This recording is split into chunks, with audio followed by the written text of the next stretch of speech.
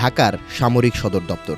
বাইরে থেকে দেখলে মনে হবে আর 5টা সাধারণ দিনের মতোই শান্ত, কিন্তু ভেতরে তখন চলছিল এক রুদ্ধশ্বাস আলোচনা, যার প্রতিটি শব্দে লুকিয়েছিল দক্ষিণ এশিয়ার আগামীর রাজনীতির ভাগ্যলিপি।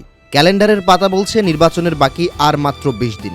আর ঠিক এই মুহূর্তে বাংলাদেশের সেনাপ্রধান জেনারেল ওয়াকারুজ্জামানের কক্ষে প্রবেশ করলেন একদল বিদেশি প্রতিনিধি।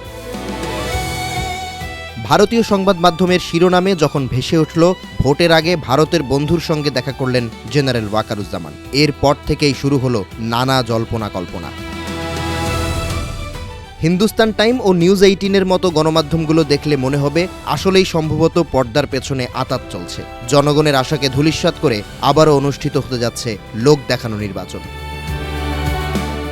তবে এই উস্কানিমূলক প্রতিবেদনের ভেতরে লুকিয়ে আছে আসল তথ্য, কারণ গণমাধ্যমগুলো ভারতের বন্ধু বলতে বুঝিয়েছে ইতালিকে। সম্প্রতি ইতালির প্রতিরক্ষা মন্ত্রণালয়ের আন্ডার সেক্রেটারির নেতৃত্বে একটি উচ্চ পর্যায়ের প্রতিনিধি দল ঢাকা সফর করে। এ সময় সেনাপ্রধান জেনারেল ওয়াকারুজ্জামানের সঙ্গে বৈঠক করেন তারা। বাংলাদেশের সেনাবাহিনীর তরফ থেকে জানানো হয়, আলোচনার কেন্দ্রে ছিল দুই দেশের মধ্যে সামরিক সহযোগিতা বৃদ্ধি, প্রশিক্ষণ ও প্রতিরক্ষা সম্পর্ক আরও মজবুত করার বিষয়।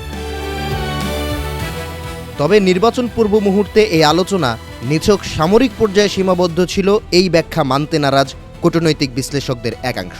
বাংলাদেশের দৃষ্টিকোণ থেকে এই বৈঠকের গুরুত্ব আরও গভীর, কারণ দেশ এখন শুধু নির্বাচনের মুখোমুখি নয়, বরং আঞ্চলিক শক্তির ভারসাম্যের কেন্দ্রবিন্দু হিসেবে পরিণত হয়েছে।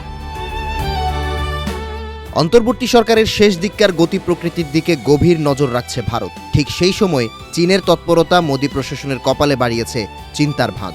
সম্প্রতি শিলিগুড়ি করিডোর বা চিকেন স্নেকের কাছাকাছি তিস্তা নদী প্রকল্প এলাকা পরিদর্শনে চীনা রাষ্ট্রদূতকে অনুমতি দিয়েছে অন্তর্বর্তী সরকার। এতে দিল্লি জুড়ে উঠছে গেল গেল রব। এমন পরিস্থিতিতে ন্যাটোভুক্ত দেশের সঙ্গে বাংলাদেশের সেনা নেতৃত্বের আলোচনা ভারতের দৃষ্টিতেও তাৎপর্যপূর্ণ হয়ে উঠছে, কারণ দৃশ্যপটে রয়েছেন খোদ সেনাপ্রধান জেনারেল ওয়াকারুজ্জামান। তিনি শুধু একজন সেনাপ্রধান নন, বরং নির্বাচন পূর্ব উত্তেজনার সময়ে দেশের স্থিতিশীলতার প্রতীক হিসেবে আবির্ভূত হয়েছেন। সীমান্ত নিরাপত্তা, অভ্যন্তরীণ শান্তি ও আন্তর্জাতিক ভারসাম্য, এই 3 অক্ষের মধ্যে দাঁড়িয়ে আছে বাংলাদেশ।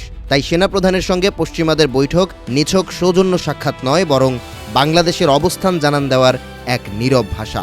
আর এই নীরব ভাষা বুঝতে অপেক্ষা করতে হবে নির্বাচন পর্যন্ত।